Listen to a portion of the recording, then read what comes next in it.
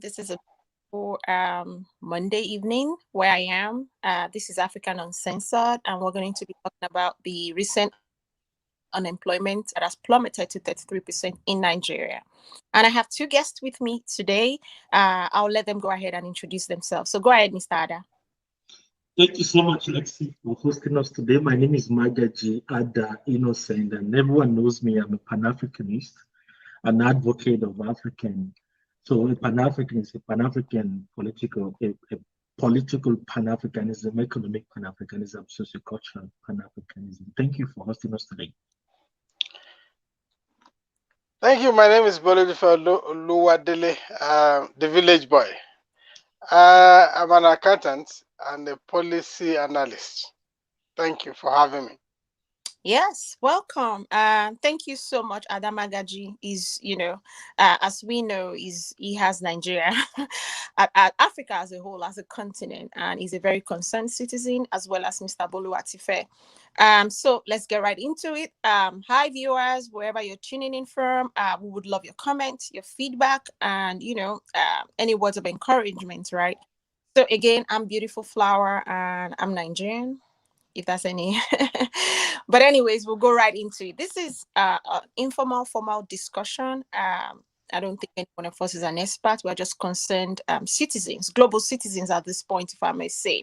So I'm just going to go ahead and get right into it. Mr. Adamagaji, unemployment rate is at 33%. Go for it. What do you think? I was surprised. There was no panic. I wasn't surprised with the result we got.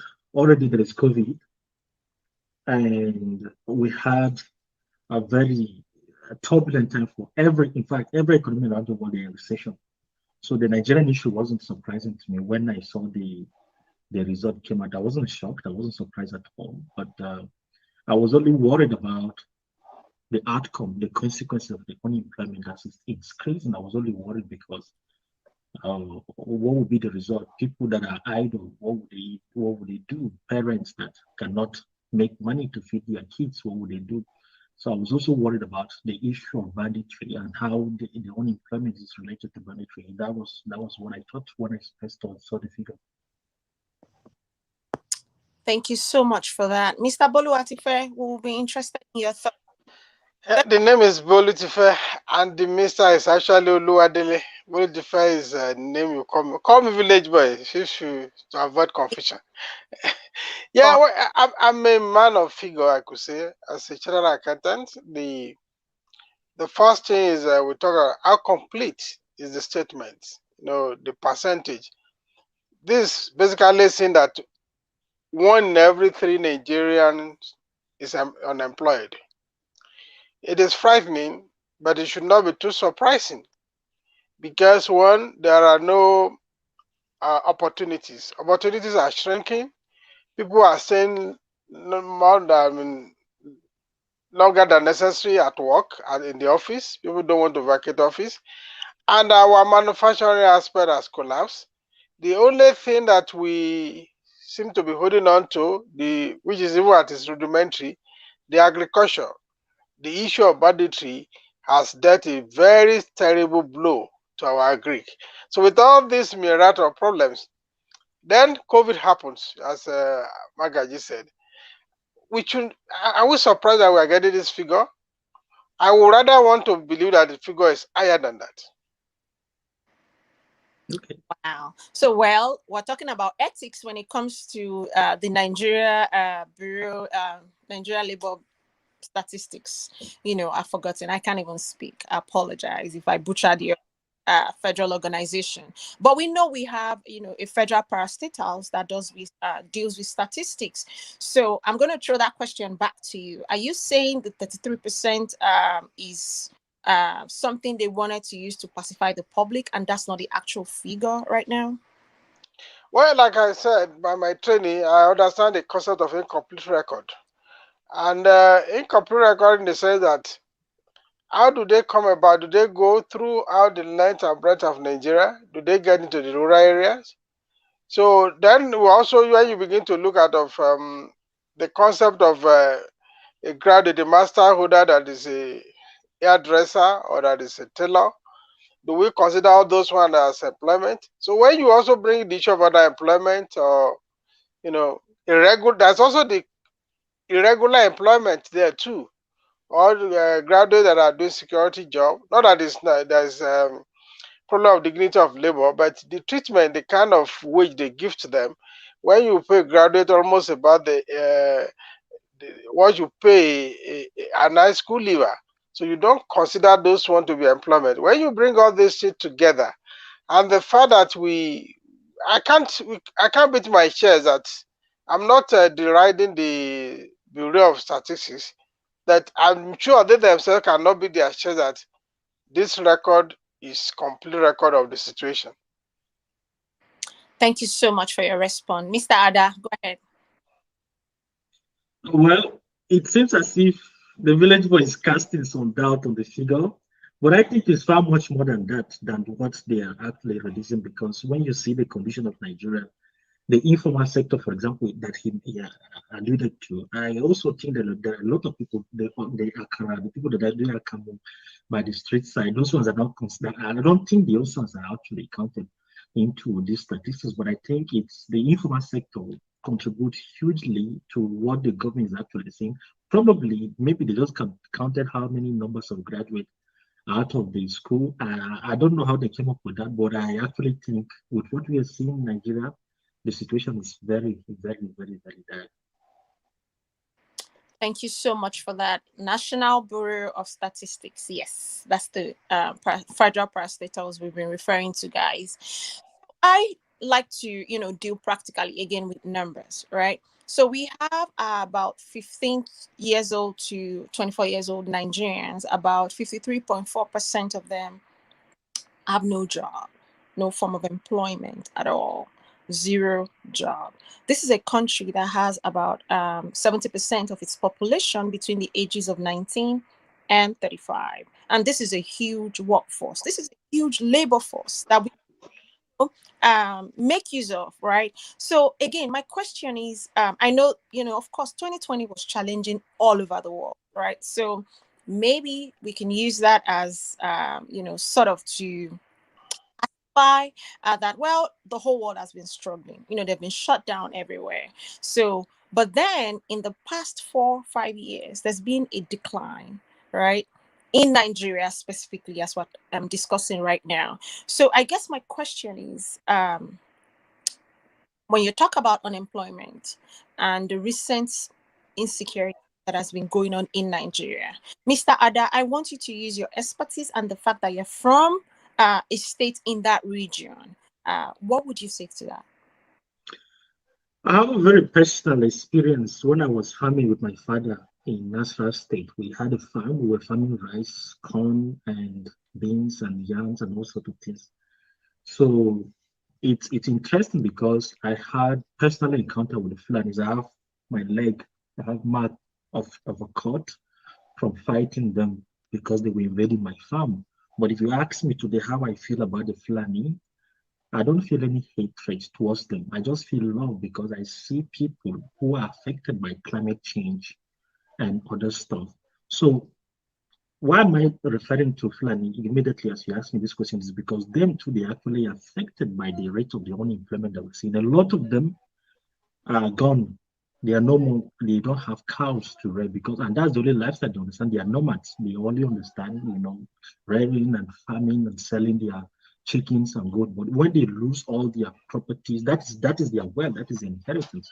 So the moment they lose them, they become they go to the forest and they start to attack people and try to look for other ways to make money. So these are some of the ways we see how unemployment, in fact, the entire issue of banditry right now in Nigeria and all the kidnapping you're hearing are idle youth who do not have jobs. They don't have work. There's no way to survive. So they have to find a way to fend for themselves. So when you ask me about that, what I think is this is something very, very serious that the government need to look into and find a way that they could be offered jobs. For example, the Fulanis, how we could be able to accommodate, give them, for example, I made a suggestion last week that I propose that I will give them my land. They should remain in the north since the south cannot, you know, accommodate them, but they should remain there and they need jobs. They need to be taken care of by the local community, by the government.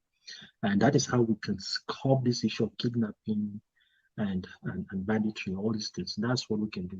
Reduce that the government support and the community to reduce unemployment.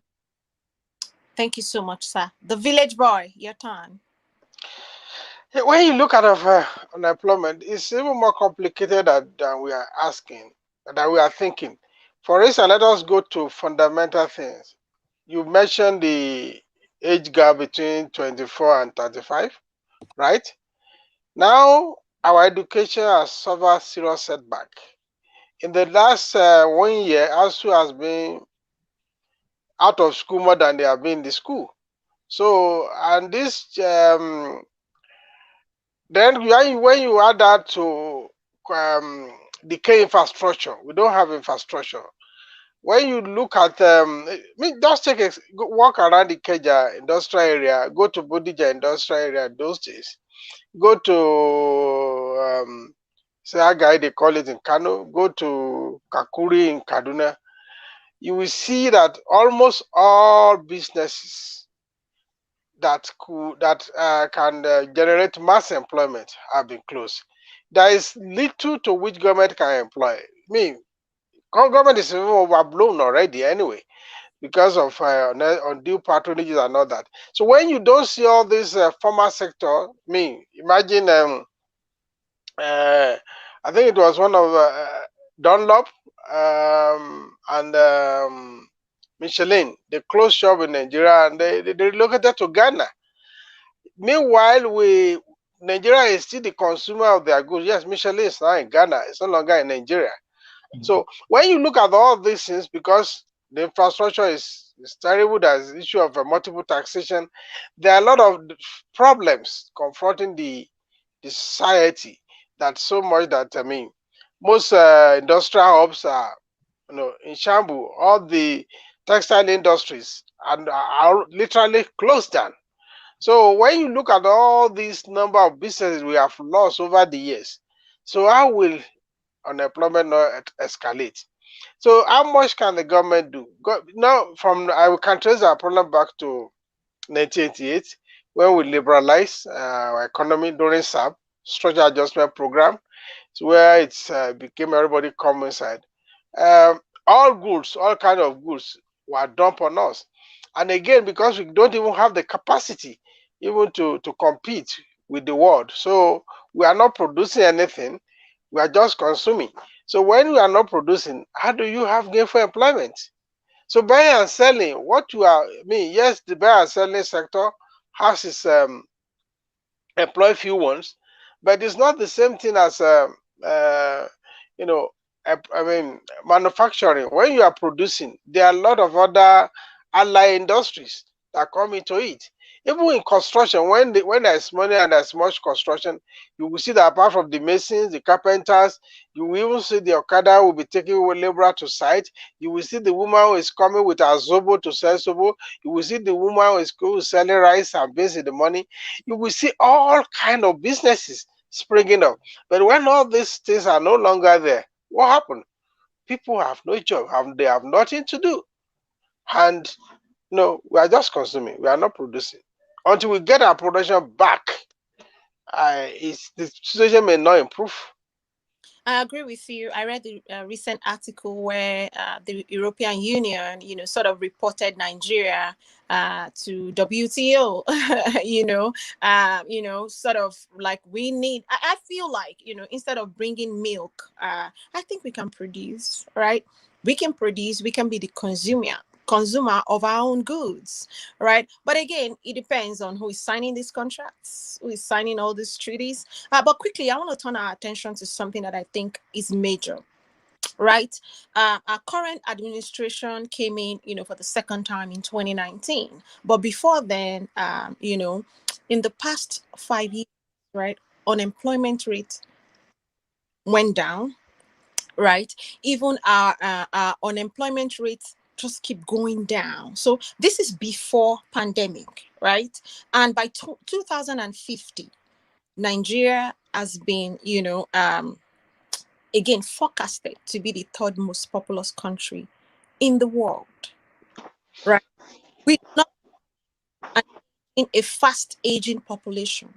We have a young population that we are not using. So my question is, what do we do from now till 2050? We might think it's far. It is upon us right now. We are over 220 million right now, give or take. Some people say we are 300 million because, again, the data might be off. But my worry is if 70% of 220 is actually really young, right? And right now, they are underemployed or either unemployed. What are we going to do with the rate at which our population is growing? Go ahead, Mr. Ada. Okay.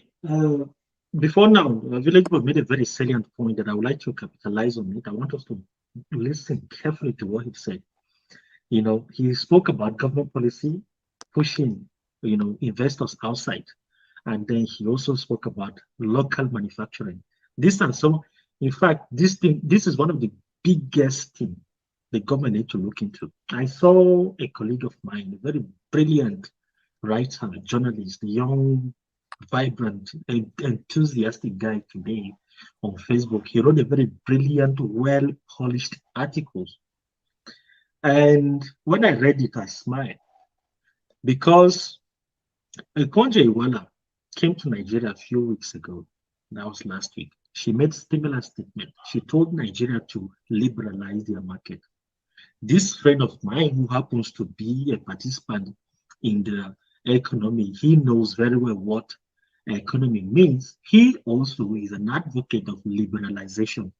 Then I smiled. This individual went to Harvard, all these big universities, all these our experts, they are our allies, all of them, they study economy and they are advocating for liberalization. His point is that Dangote is monopolizing Nigerian market. Then I asked him, I said, don't you think that we need to attain self-sufficiency before we can negotiate opening our market to the global world? Again, it goes back to the question you asked about having a very teeming young population that are active, that are hungry, that are innovative. We see And Flutterwave. willing to work. They are very Exactly, willing to work. Exactly.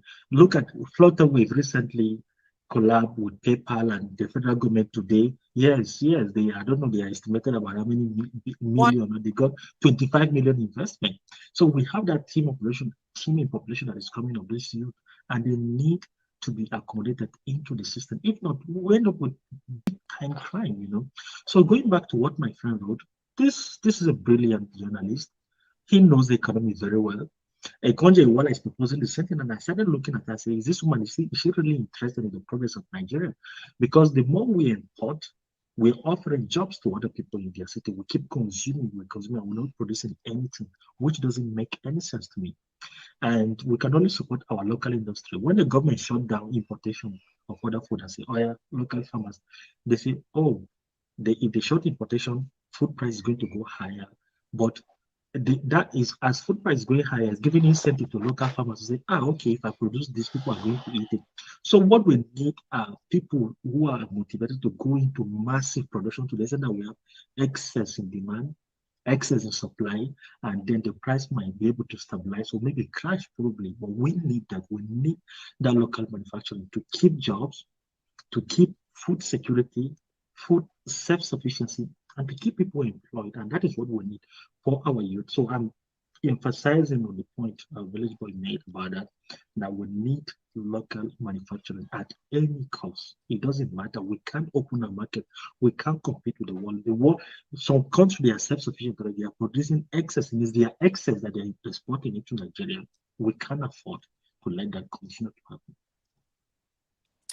The Village Boy. Go for it. Yeah, liberalization is good, and one should not be surprised that Okojo is doing a job by presenting the voice that there. But the truth is, like liberalization, it should be about give and take. What is Nigeria bringing to the table? Now, for me, if we want to fix Nigeria, we have to fix education. If we don't fix education, we cannot fix anything. By simple projection today, the problems that we are confronted with is enough to keep us busy. Now, just two sectors I want to talk about. Let's talk about electricity.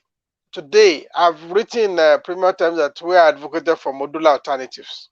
So we try to over centralize everything in Nigeria, and this is not working. With right education, undergraduates should be able to build electricity. I mean, if it is to serve a street, a community, a village, and the more you do this, the more they are engaged, the more the business will expand. Our education is not functional. Our education is still a colonial education, colonially inherited. By now, we should have changed our curriculum to make it relevant to our needs. I said something in my book, Thoughts of Village Boy, that any business that is not problem solving is a facade, because the essence of establishing a business is not just to make money. Yes, you will ultimately make money, but problem solving should be the focus of establishing any business. Our education should be about solving our local problems. We talk about manufacturing. Even before we can do have robust manufacturing, we have to be able to build our own equipment. That is one. Two, another thing, like I've spoken to a lot of people about this. In the agric sector, today we still waste up to 60% of our produce because of we don't have the capacity for storage. We cannot store our tomato, we cannot store our pawpaw, we cannot store our plantain. Go to Mushiolosha in Lagos. Every day you will see heap of plantain being thrown away because they are bad, they are ripened, they could not buy them. Go the same thing, you go oranges, tangerine, everything rotting away in the sun because people are not buying. So if we have means of preserving this, which from technical college students could build silos and all those of all many of storage facilities, some for cold, some for heat. Like for instance, most of the potato they produce in Plateau, in Nasarawa, where Magaji comes, before they get to Lagos, half is spoiled. Yeah. So all these things, these are problems, these are local problems that require solution. And this is what our education should be, tailoring to find the solution to them. It's not just the grade that you have, the certificate you have that matters. How is that education contributing to solving our problems? So we have to rejig ourselves. It's not a case of, okay, we want to build manufacturing company, we have to buy all the equipment from China.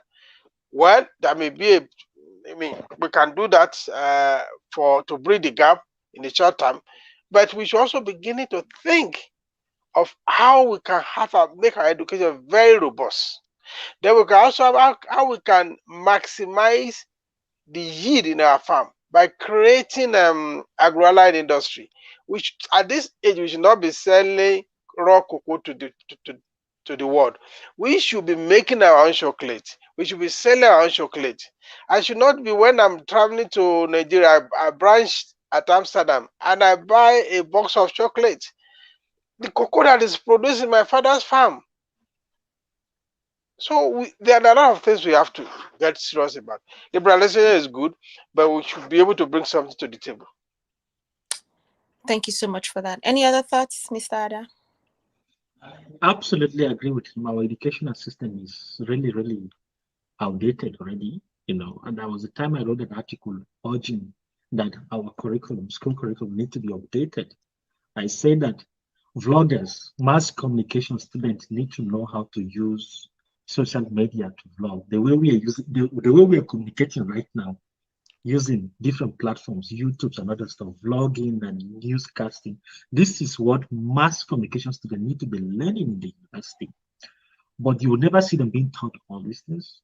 The only thing they go to the school, sit down there, take a chalkboard and regurgitate some vestige of colonial since 1960 curriculum that has never been edited. They are telling them about this, about that, things that are not applicable in this era.